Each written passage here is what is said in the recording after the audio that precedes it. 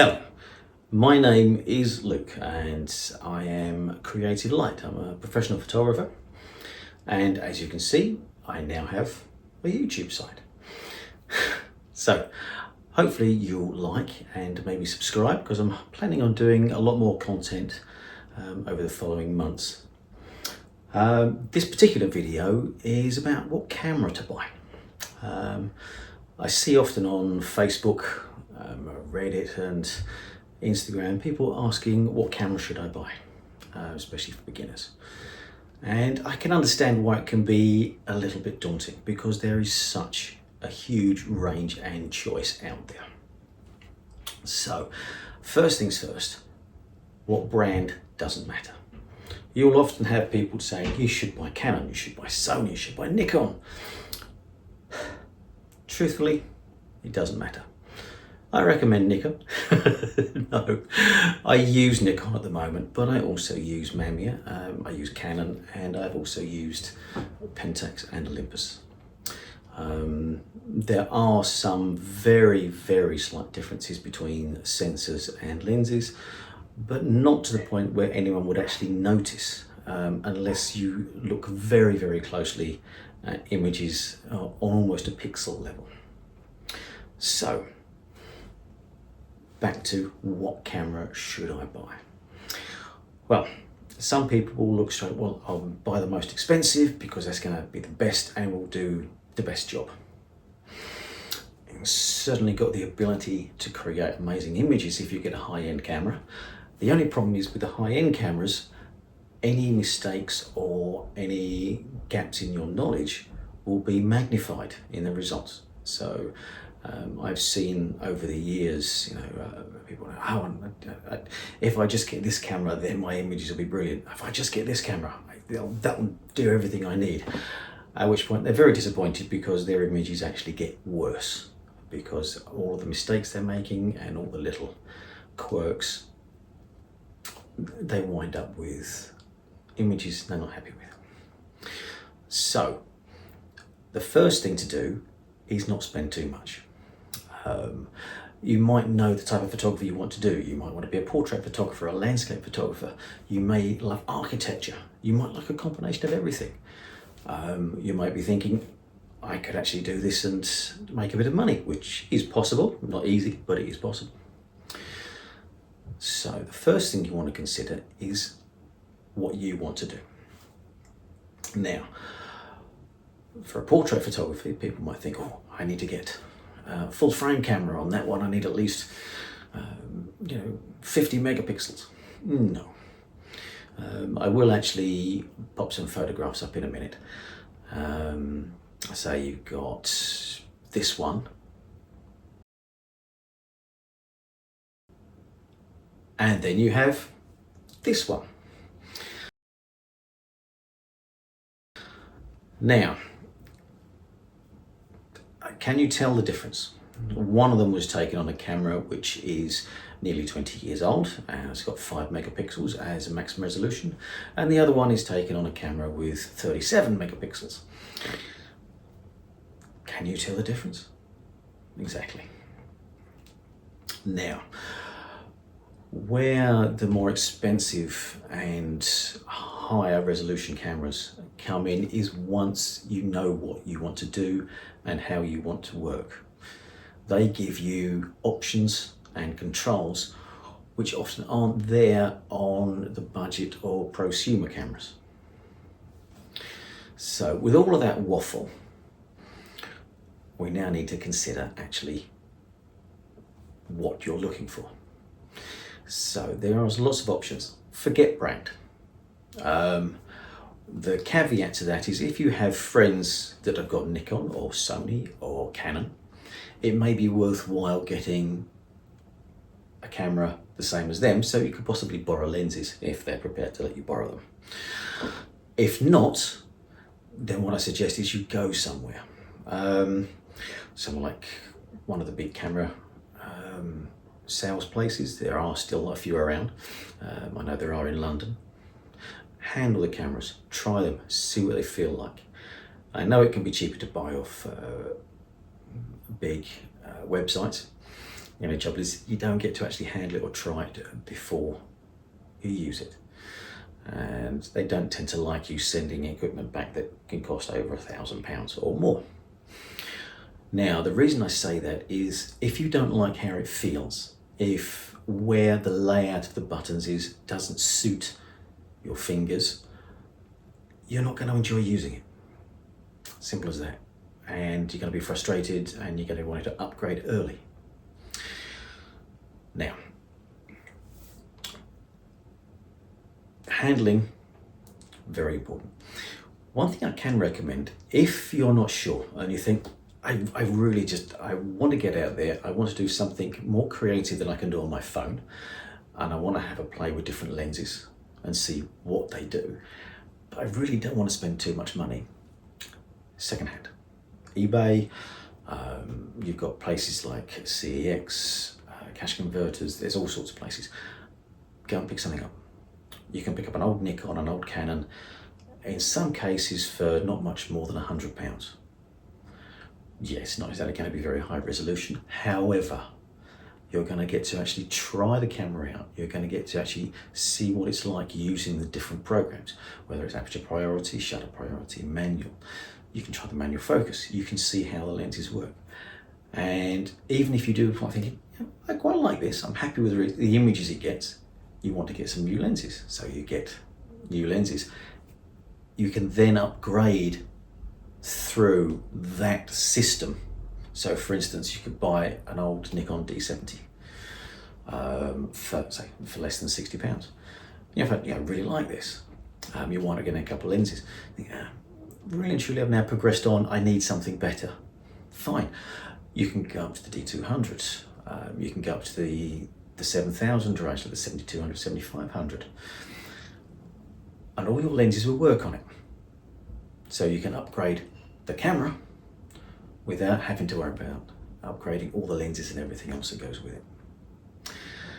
So then comes this question of crop sensors or full frame sensors, which is always an interesting one because full frame is what's considered the size of an old 35mm negative.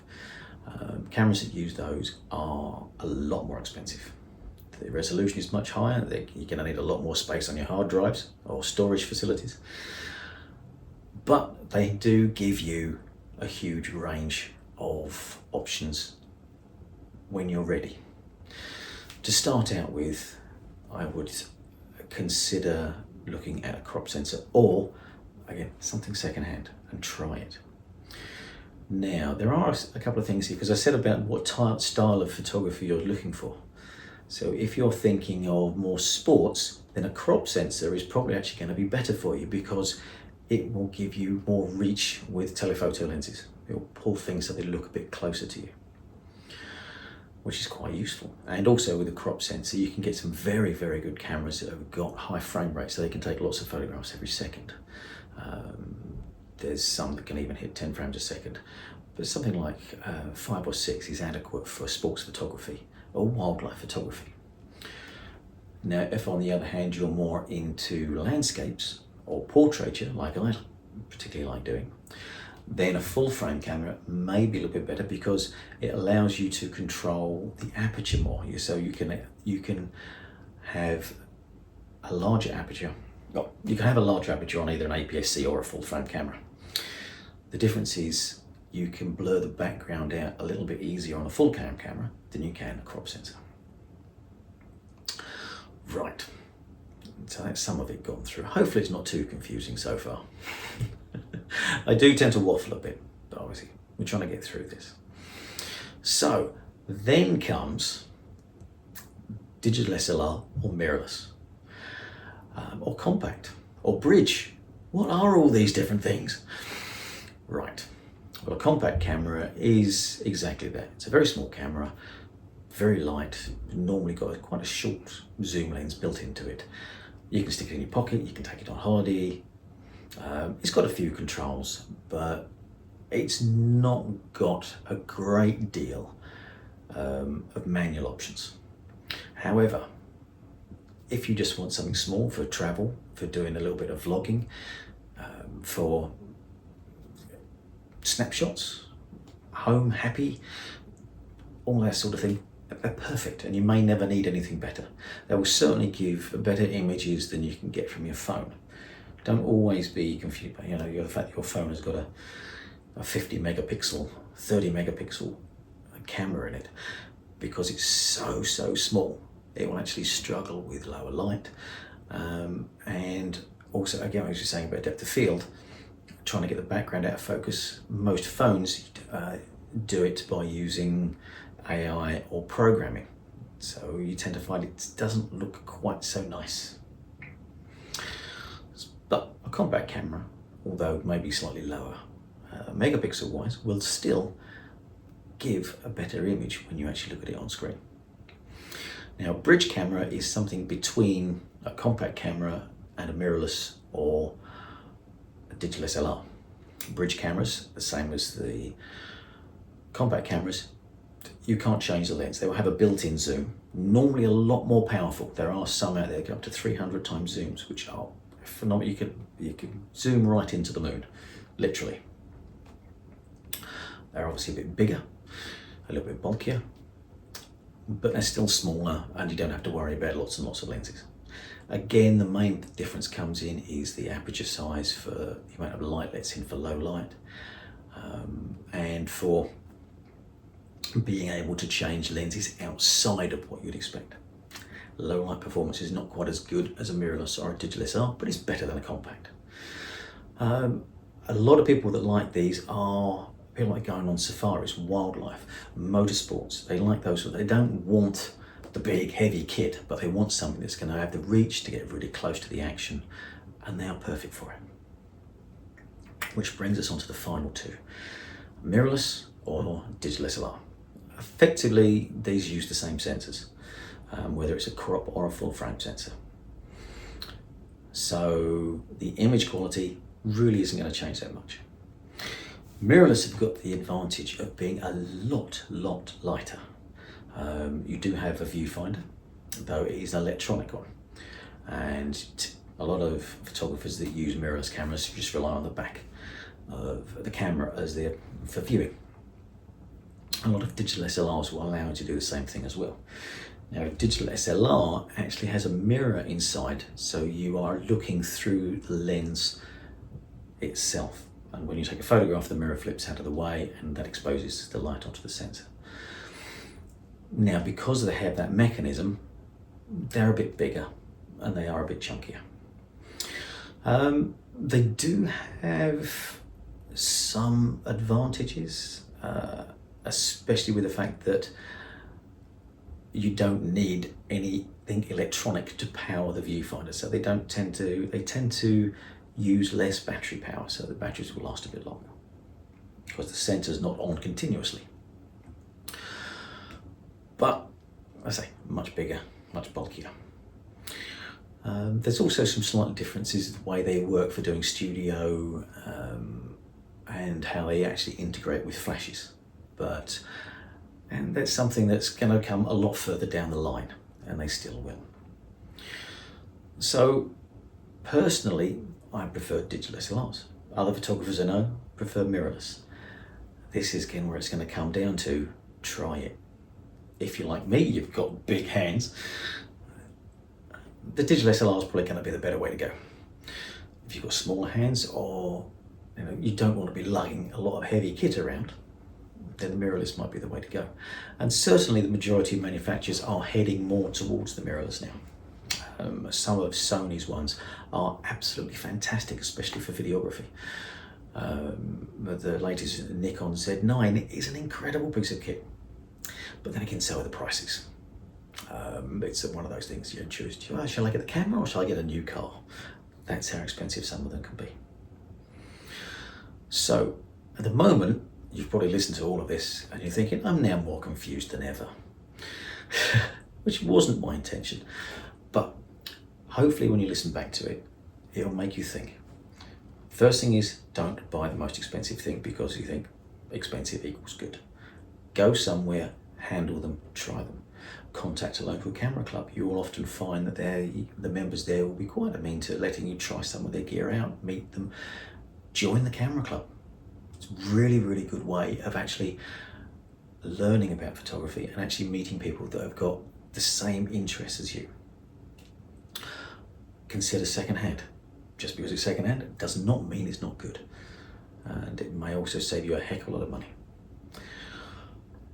And finally, if you do wind up getting a camera and thinking, I've tried my friends now and I much, much, much prefer that.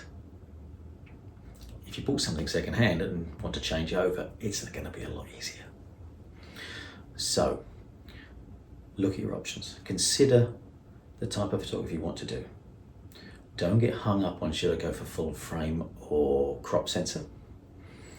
And don't get hung up on what type of camera. Instead, look at, this is what I want to do. What options does it give me? Then consider, what's my budget? Don't go over your budget. To start out with, especially when you're just beginning, you will find what you want to do changes. When I first started photography, it was architectural. That's what I loved doing. I loved architectural photography. Now, I very rarely do architecture unless it's for a customer. My actual passion is portrait photography and people. And very different lenses. And fun enough though, same type of camera. I say at the moment, and this is my little thing, which is a Nikon full frame. And it works very, very well for architecture and for portraits. Though they're different lenses. If I'm using different portraits, I'll tend to use a short telephoto, whereas if I'm doing architectural, I'll use a tilt shift lens, which allows me to correct the verticals. Yes, that's probably just confused you, so have a look it up on YouTube or Google it, because that's a whole nother ballgame altogether. This camera, on the other hand, this is the camera that my wife uses at the moment, and it used to be one of mine. Again, it's an old Nikon. I bought this for £130. It's a 12 megapixel and it's got a nice zoom lens on it, and it's still going strong. And the pictures that you're going to have a look at earlier on, they weren't taken with this, they were actually taken with something even older. So I hope my rambling has given you, hopefully hasn't confused you too much. As you can probably guess, I'm very passionate about photography. And yeah, as I've already mentioned, I can ramble a lot, but with a little bit of luck, you'll find it interesting. I will be doing more videos. I'm going to be doing reviews on various different kits and gear. I'm going to be doing tutorials on how to do different types of photography. There's already one on my YouTube here, which is a very basic tutorial about doing outdoor photography and location photography. I'm also going to be giving my opinions on various different things to do with photography, videography, and anything connected with it. And so I say, at the moment, it is a very, very new channel. I'm not, as you probably noticed, I've actually been a photographer for well over 30 years, and I still shoot film as well as digital, and I've used medium format, plate cameras, the whole works. I'll also be doing little videos on other photographers, current and past, famous ones, not so famous ones. So hopefully there will be a lot to interest people. So which means I'm going to do this horrible thing that all of us influencers do. I can't believe I'm calling myself an influencer. That's scary. So like and subscribe if you like what's here, and yeah, there will be more content coming out. Well, for the moment, I'm going to say thank you very much. And hopefully I'll see you again, and let me know what you think in the comments, and I will try to improve where needed. Thank you.